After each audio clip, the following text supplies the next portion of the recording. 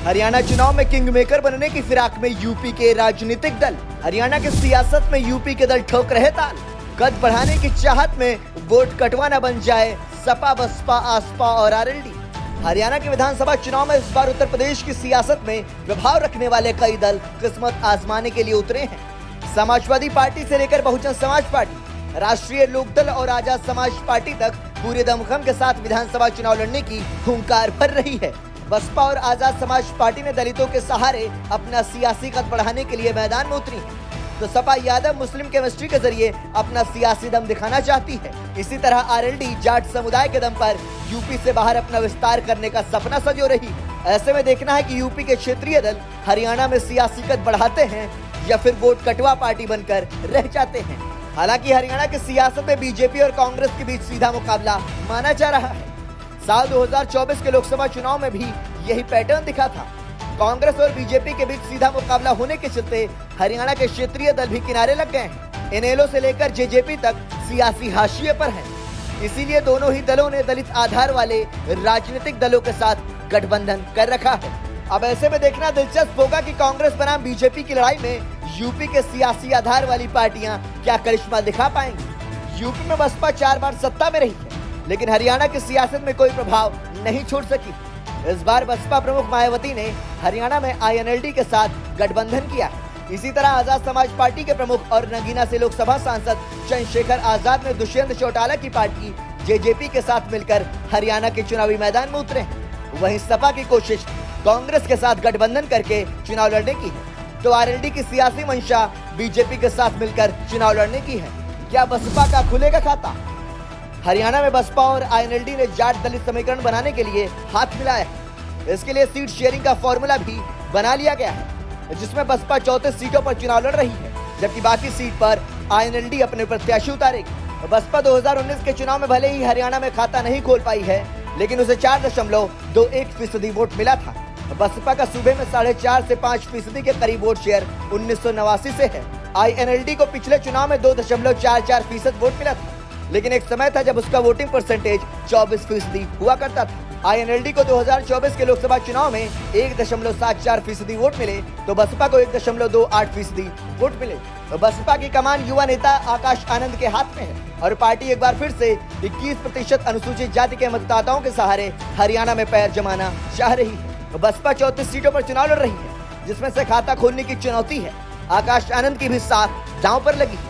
2024 के चुनाव में जाट और दलित वोटों का झुकाव जिस तरह से कांग्रेस की तरफ रहा है, उसके चलते बसपा के लिए हरियाणा में जगह बनाना आसान नहीं दिख रहा है। ऐसे में बसपा का वोट जिस तरह से राज्य में चुनाव दर चुनाव गिर रहा है, उसके चलते पार्टी कहीं वोट कटवा बनकर न रह जाए।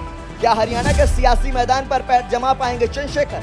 नगीना लोकसभा सीट से सांसद बने दलित नेता चंद्रशेखर आजाद अपनी आजाद समाज पार्टी का राष्ट्रीय विस्तार के लिए हरियाणा में जेजेपी के साथ गठबंधन किए हैं। आईएनएलडी से टूटकर बनी जेजेपी 2019 में हरियाणा की सियासत में किंग मेकर बनकर उभरी थी, लेकिन 5 साल के उसे अपने सियासी वजूद को बचाए रखने के लिए जंग लड़ना पड़ रहा है। ऐसे में चंद्रशेखर ने जेजेपी के साथ हाथ मिलाया है।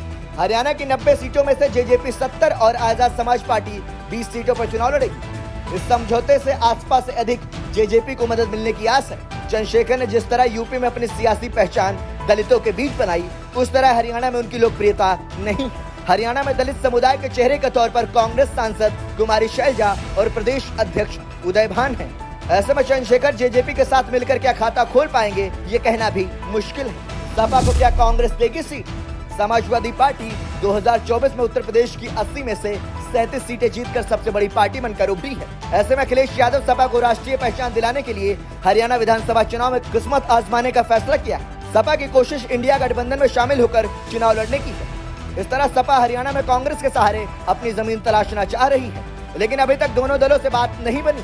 तो वहीं खबरें हैं कि हरियाणा कांग्रेस के नेता विधानसभा चुनाव में किसी भी दल के साथ गठबंधन नहीं करना चाह रहे हैं। सपा ने यह भी तय कर रखा है कि कांग्रेस अगर उसे सीट नहीं देती है तो वो अकेले चुनावी किस्मत आजमाएगी।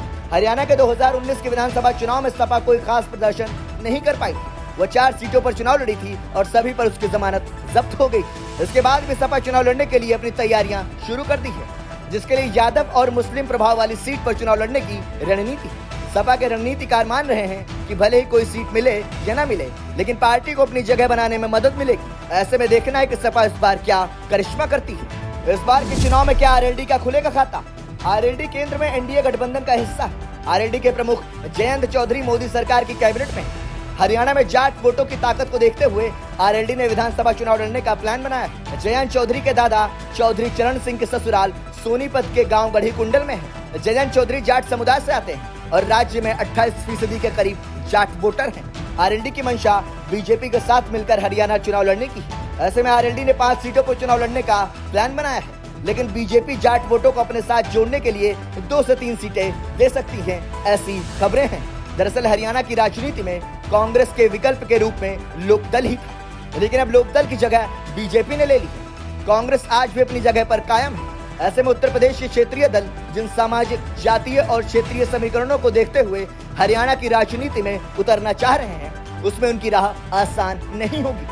हाँ, एक बात जरूर है, इन दलों के उतरने से इनका खेल भले ही बेहतर ना हो सके, लेकिन दूसरे दलों का गेम जरूर बिगाड़ सकते हैं।